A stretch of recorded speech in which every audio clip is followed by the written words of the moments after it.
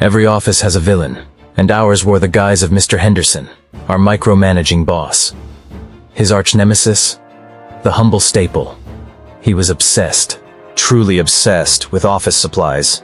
He'd berate us for using too many, as if each tiny piece of metal was a precious jewel. An endangered species. He even went so far as to lock up the communal staplers, leaving us to fumble with paper clips and frustrated sighs. But I was the unsung hero of the stapler shortage. I, who frequently needed to bind hefty client documents, found myself perpetually stapleless. Complaining, I knew, was a wasted breath with Mr. Henderson. His mind, like his stapler cabinet, was firmly locked. Sound of a staple being meticulously unbent, a gentle ping as it lands in a dish. So, I adopted a new strategy, a silent, meticulous rebellion. Every document Mr. Henderson ever handed me for filing or review, reports, memos, even his personal grocery lists, became my canvas.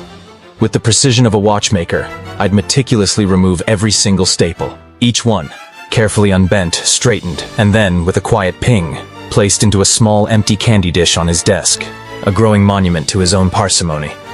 The dish filled slowly, an accumulation of his conserved resources. It was a daily ritual, a quiet act of defiance. I waited, and waited. Then came the inevitable. "Why, Mr. Henderson bellowed one afternoon, gesturing wildly at a pile of unbound papers. "Is nothing stapled?" I looked up, a picture of innocent helpfulness. "Oh, Mr. Henderson!" I replied, my voice sweet as sugar.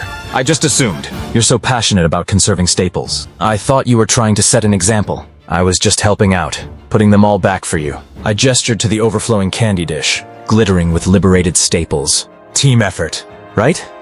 The silence that followed was deafening. His face, usually a mask of smug authority, contorted in a way I hadn't seen before. A truly mind-bending moment of poetic justice. He couldn't argue, couldn't rebuke me without admitting his own absurdity. The unsung hero indeed.